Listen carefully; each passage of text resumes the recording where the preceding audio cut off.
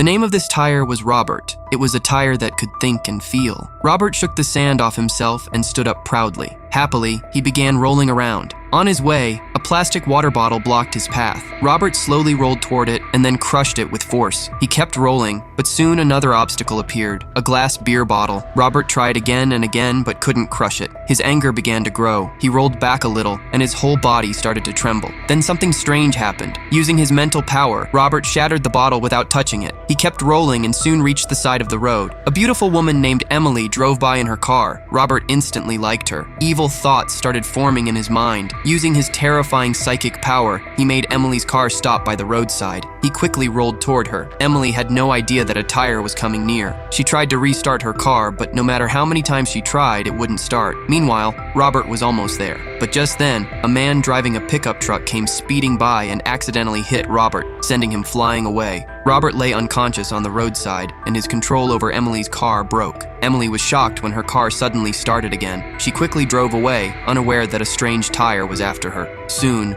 Robert regained consciousness. Furious after the hit, he released his anger on an innocent crow nearby. He targeted the bird, used his deadly powers, and within seconds, the poor crow was dead. Still filled with rage, Robert followed a scent to a gas station. There, he found the man who had hit him. The man had no idea that a deadly tire was staring at him. As he was about to leave, he noticed a tire shaking nearby. He thought it was strange, but never imagined that the tire could kill him. Robert used his powers and instantly killed the man. Then he rolled down the highway again, still thinking about Emily. He remembered her scent very well and followed it all the way to the motel where Emily was staying. Robert found her room and slightly pushed the door open, watching her with greedy eyes. Emily didn't know that a tire was secretly watching her, but she noticed the door wasn't fully closed and quickly locked it properly. Still, Robert didn't give up. At night, he quietly slipped into the room next to Emily's. He thought he would get closer to her the next day. He climbed onto the bed and started watching TV. The next morning, a housekeeping lady entered the room to clean it. She noticed that the TV was still on, and there were stains on the bedsheet. When she heard the sound of water coming from the bathroom, she pulled the curtain aside. To her shock, she saw a tire taking a bath. The cleaning lady thought that maybe some guest had left the tire there. Angry, she cursed and threw Robert outside.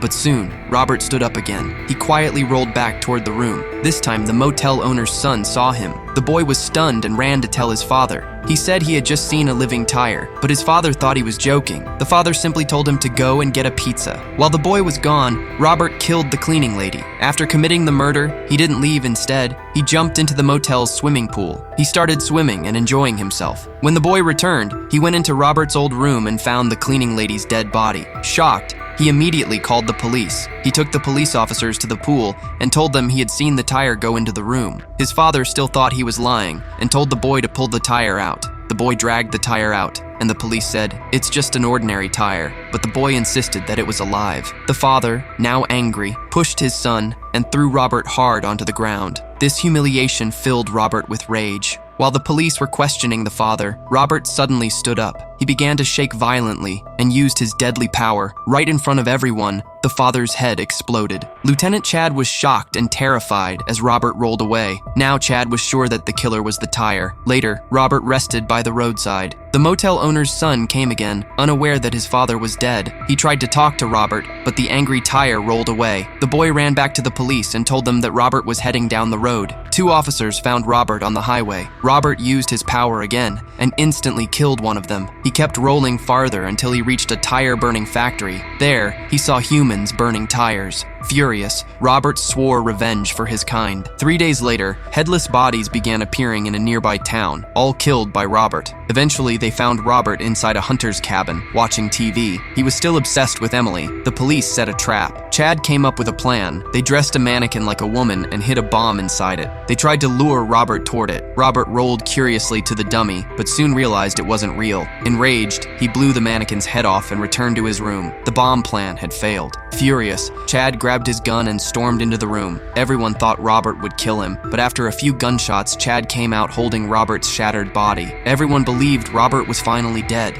But after the police left, a man in a wheelchair saw something terrifying. A child's tricycle rolled out of the room by itself. The man screamed, realizing that Robert had been reborn inside the tricycle. Before the man could escape, the tricycle used its deadly power and blew his head off. Then, it began rolling down the road aimlessly. Soon, other tires came to life. following the tricycle, ready to take over the human world.